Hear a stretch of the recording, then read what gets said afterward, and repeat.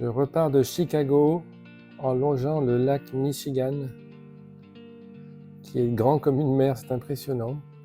Voilà, il y a pas mal de nuages. Et je me retrouve rapidement dans l'Indiana. On est dans l'industrie de la pétrochimie là. Une région avec des ports, beaucoup d'usines, des ponts, des voies ferrées, des sites industriels un peu abandonnés. Vraiment très très vilain. Et un peu c'est l'aventure, il faut passer sous les ponts, traverser des voies ferrées, j'étais complètement fatigué.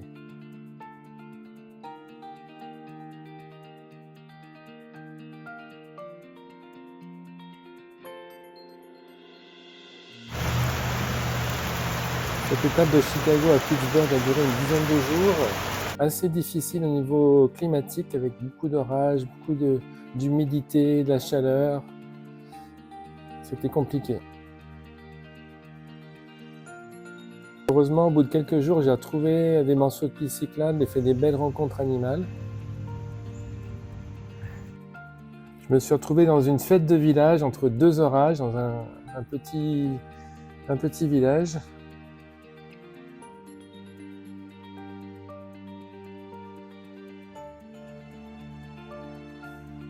Souvent une belle lumière du soir après l'orage.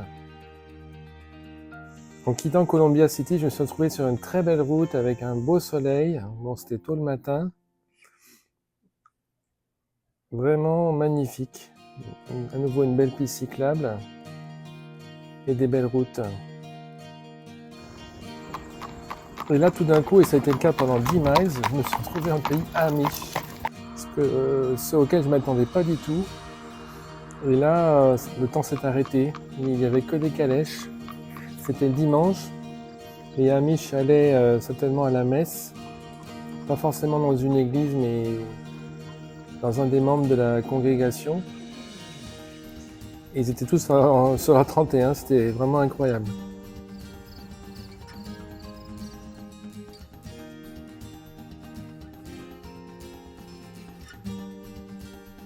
Je suis arrivé dans l'Ohio. C'est à nouveau des paysages tout plats avec des petites villes qui peuvent être assez mignonnes parfois. Et là, j'ai commencé à nouveau à avoir des crevaisons à répétition parce que je pense que mes pneus n'étaient pas assez gonflés et j'avais toujours des crevaisons au même endroit.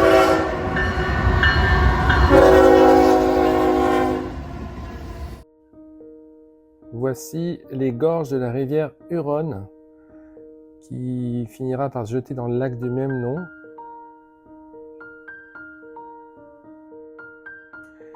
Pour une fois, je suis dans un beau motel, un bâtiment un peu historique dont je rencontre le propriétaire, un Indien.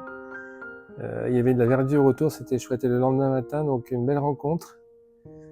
Un cervidé qui courait dans les champs devant moi, puis finalement qui a traversé la route pour m'échapper. Je retrouve une belle piste cyclable et une jolie route.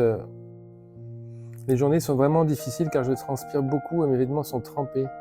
J'arrive en bordure d'une petite ville à Lisbonne où il y avait vraiment un motel piteux, mais bien placé et des très beaux champs et puis mon Dairy Queen favori pour le milkshake le soir.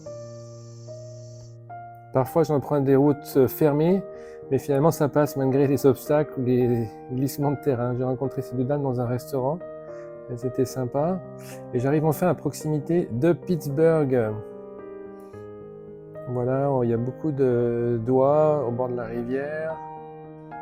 Mike, mon copain du Canada, m'a rejoint à l'hôtel et nous partons en voiture au centre-ville de Pittsburgh, où nous nous retrouvons pour tester le drone et faire quelques vidéos où on voit Downtown Pittsburgh. C'est une très jolie ville avec plusieurs rivières qui se retrouvent. Des beaux jeux d'eau. On a traversé une des rivières à pied pour nous rendre sur un belvédère en utilisant le funiculaire de Duquesne.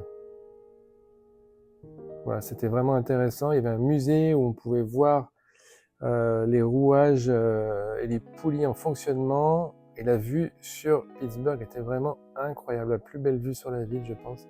C'était la ville de l'acier jusque dans les années 70-80, qui a été complètement ruinée et elle se reconstruit progressivement. Il y a eu jusqu'à 700 000 habitants dans cette ville, aujourd'hui il y en a 350 000 environ. Et le soir, nous avons fait un tour organisé avec un guide pour raconter des histoires de fantômes qui hantent encore la ville suite à des histoires un peu sordides. Ici, la statue de l'ancien maire de Pittsburgh, j'ai oublié son nom, avec Mike à côté, qui connaissait déjà beaucoup de choses sur la ville, j'étais impressionné. Voilà, c'était Pittsburgh, direction maintenant Washington DC.